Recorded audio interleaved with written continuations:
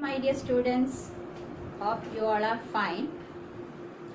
It is almost 2 weeks since we have started our journey through this new mode, that is virtual learning.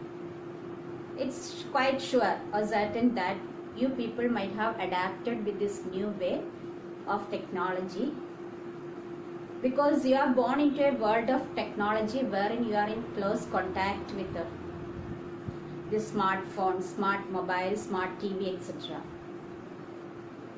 Where there is a will, there is a way. It's your attitude, it's a positive attitude and your positive will that keeps you going, that paves your way to success.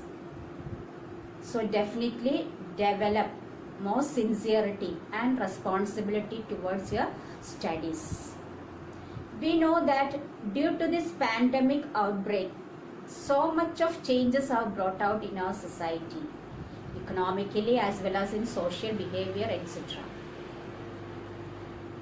And we are losing lot of days from our normal academic days. And once we get back to our normal schools after this lockdown period, definitely we have a lot more to do, since we are the people going to face the board exams. We have the project works to do, the practicals remaining, then the rest of the portions should be finished off. Then you have to undergo the revision exams, because we are preparing for the board exam. Now, as if your children, your primary objective is to study systematically. You follow or you stick on to the schedule that is provided by your school. Systematically see the videos at the day scheduled for you itself. Watch the videos at least 2 to 3 times.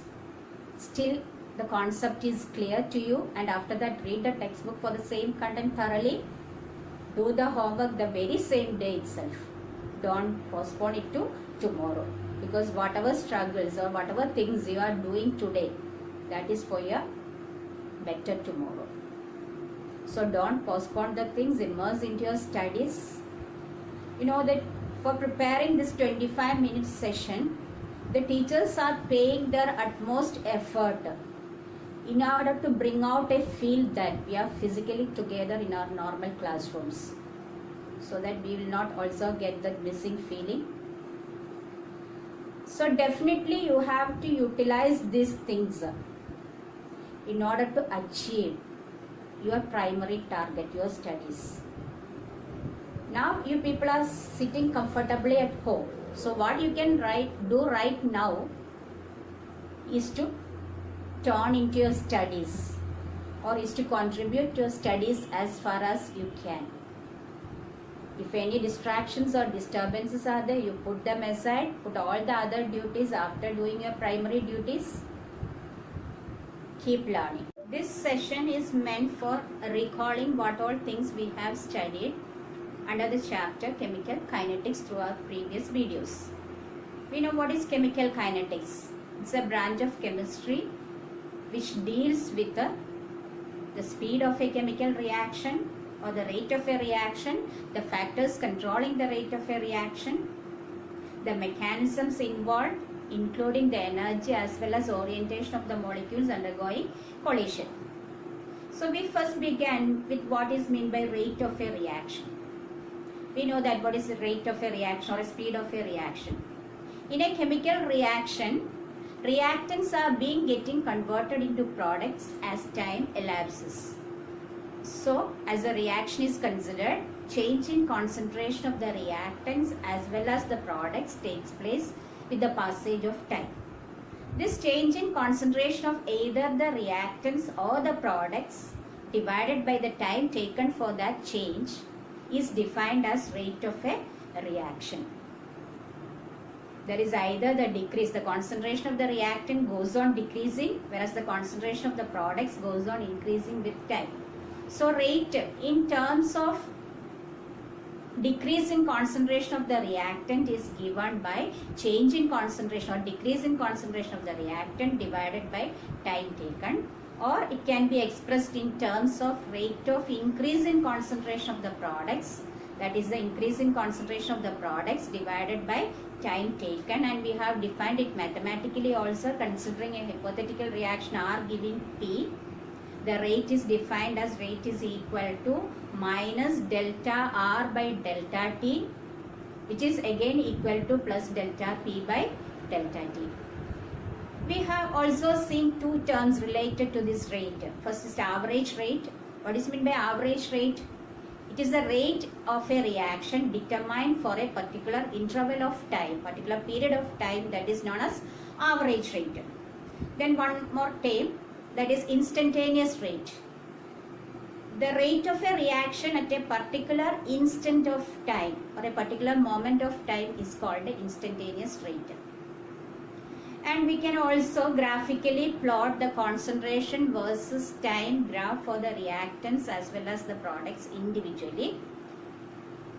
We will get a graph. If we are taking the graph for the concentration of the reactant against time, we will get a curve. From that curve, initially the curve is at its peak point because at the start of the reaction, the concentration of the reactants is maximum, no products are present. That is at time t is equal to 0, the concentration of the product reactant is maximum. Then it goes on decreasing with time and still it reaches the equilibrium.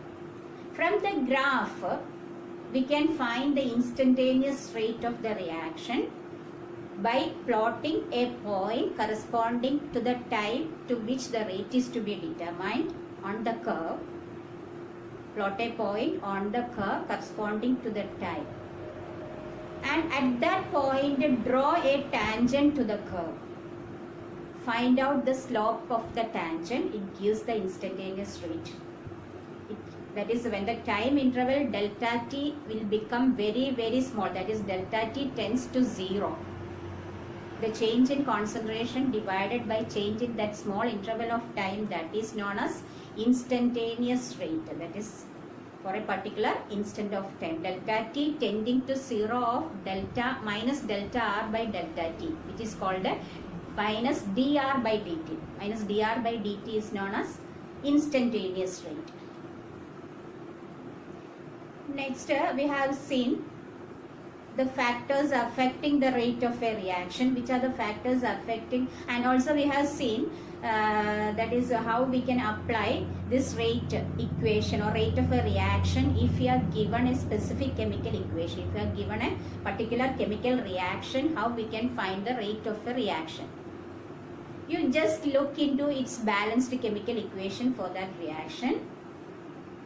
If it see the stoichiometric coefficients of the reactants as well as products, then in order to find the overall rate of the reaction, you have to divide the rate of consumption or rate of disappearance of the reactant by that particular coefficient in order to get the rate of the overall reaction.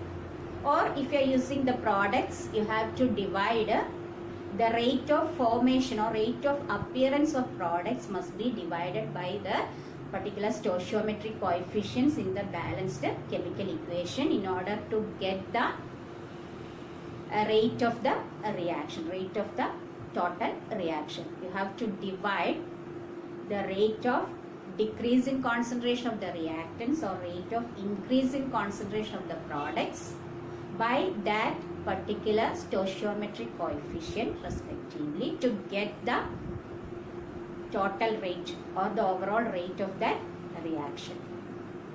Next, we have seen the factors controlling the rate of a reaction. Primarily, there are three factors which affects the rate of a reaction. First one is concentration, second one is temperature, and third one is catalyst.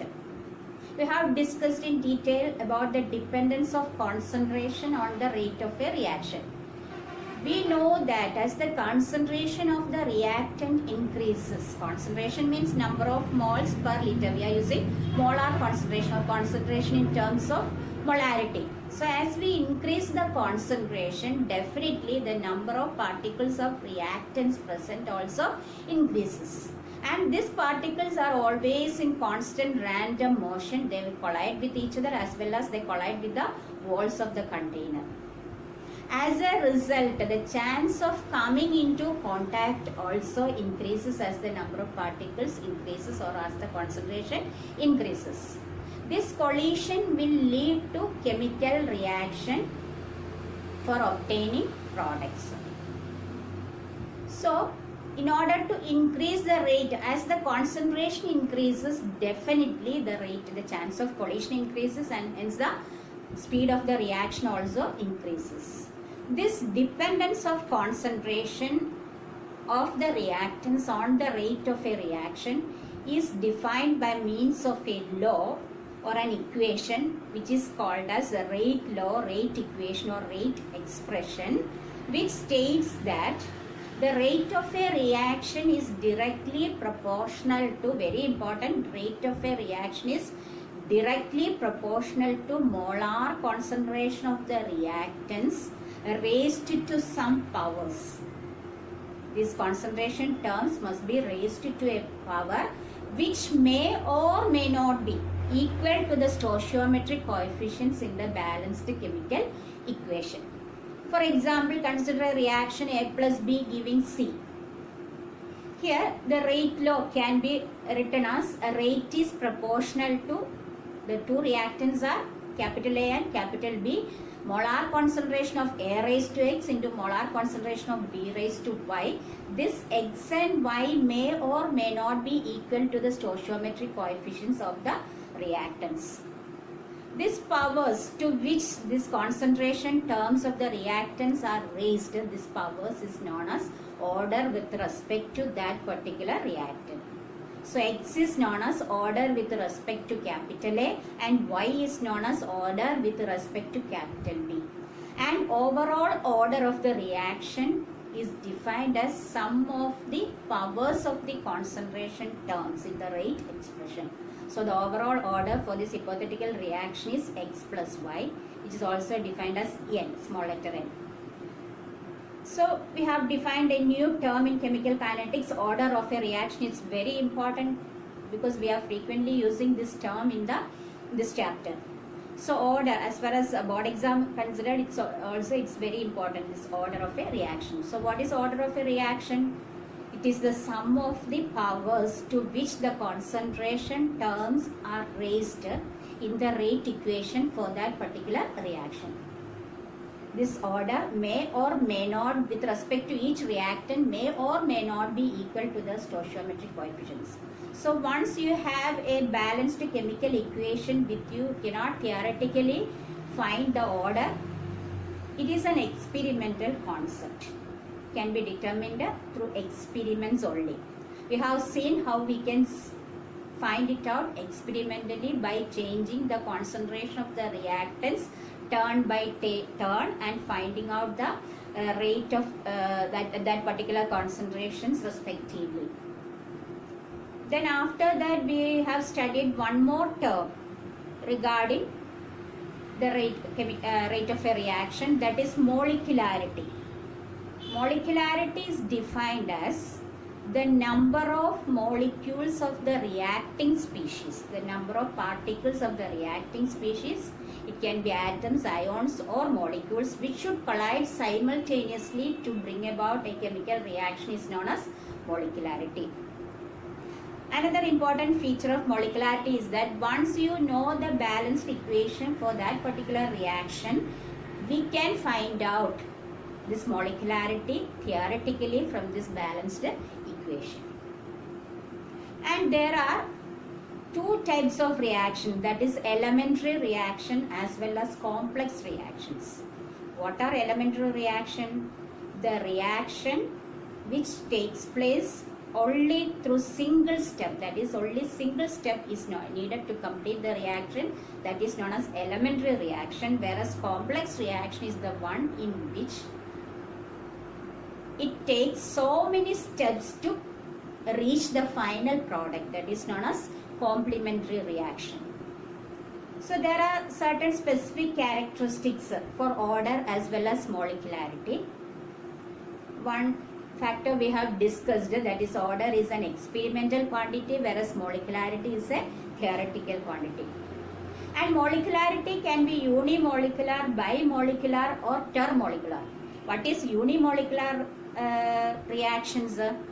Here only one molecule is involved in the formation of one molecule of product or the formation of product. Then it is called a unimolecular reaction. If two molecules are undergoing collision simultaneously to bring about the reaction or bring about the product, then that is called a bimolecular reaction. And if three molecules are involved in simultaneous collision to give the product, then it is called a termomolecular. Molecularity more than 3 is not possible because 4 molecules to collide simultaneously, it is an unimaginary thing. Then next is order can be even, 0 or fractional values, whereas molecularity cannot be 0 or non-integers. Molecularity means it's the number of molecules which should collide simultaneously to bring about a reaction. So 0 means no molecules are colliding, that means no reactions is taking place. Then the third thing is that the order is applicable to elementary as well as complex reactions.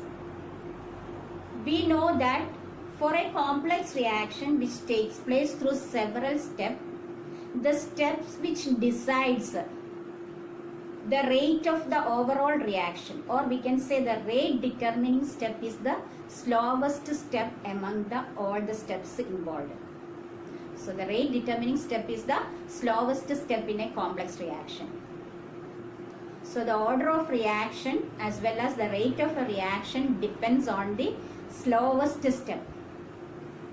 So order is applicable to the overall reaction, whereas molecularity for a complex reaction is meaningless because molecularity can be defined for elementary steps. It's not meaningful for the whole reaction. And one more thing is that order of the slowest step in a complex reaction or order of a complex reaction is same as that of the molecularity of the slowest step in the complex reaction. That's about order and molecularity. Study these features of order and molecularity. This question used to come for the board exams. Next we have seen the rate law. Rate law states that rate of a reaction is directly proportional to molar concentration of A raised to X into B raised to Y, or by removing this proportionality sign into equal to sign, we have again rewrite it as rate is equal to K into molar concentration of A raised to X into B raised to Y. This K is known as a rate constant. In chemical kinetics, this rate constant is very important. So we have defined the units of rate constant for different orders, especially zero order reaction, first order reaction and second order respectively. First, for finding out the unit of rate constant, we can write rate constant K is equal to rate divided by molar concentration of A raised to X into B raised to Y. Since the denominator is concentration terms, we can consider as concentration raised to X into concentration raised to Y in the denominator. That is A raised to X into A raised to Y, that is A raised to X plus Y.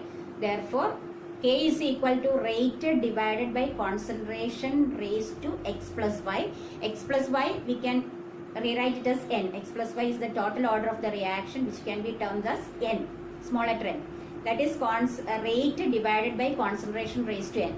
We know the unit of rate. Rate is concentration by time. What is concentration? Unit of concentration is moles per liter.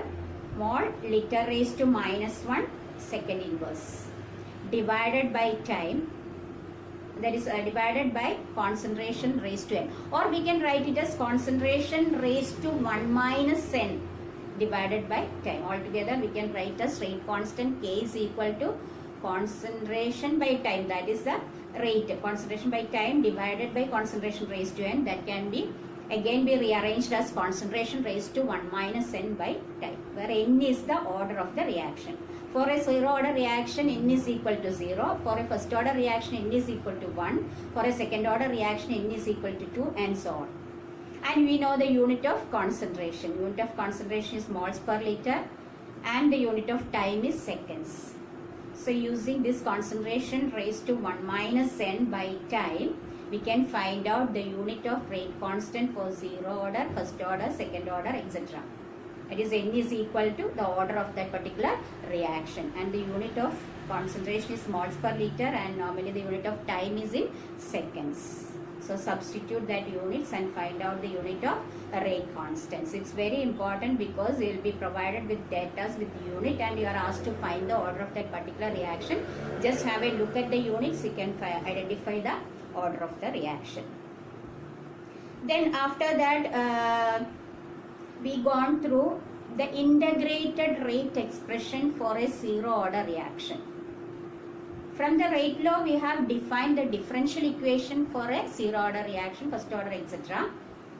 So from this differential rate equation, we can arrive at an integrated rate equation for zero order as well as first order that we are studying in this chapter. So we have already studied the integrated, how to derive the integrated rate equation for a zero order reaction from the differential rate equation. We know that differential rate equation is minus dr by dt, that is the rate. It is equal to K into molar concentration of reactant. Let the reactant be R raised to 0. Since the order is 0, R can be raised to a power which is equal to 0. So we can integrate this particular term with particular equation. We finally arrived at a expression that is known as integrated rate expression for a zero order reaction, which is a direct relationship between the experimentally determined data, that is the concentration and time as well as the rate constant. For a zero order reaction, this integrated rate equation is very important because definitely the numericals will be asked for the exam based on this equation. Will be provided with the data directly. What you have to do is just apply it on this formula. So what is the formula for the integrated rate equation for a zero order reaction? By heart it, K is equal to R0 minus R divided by T. Keep in mind that R0 stands for the concentration of the reactants at the start of the reaction, or we can say at time t is equal to 0, the initial concentration, the concentration of the reactants is known as R0, and capital R denotes the concentration of the reactant after a time t. So try to derive this equation by yourself. Keep learning. Thank you. Stay safe.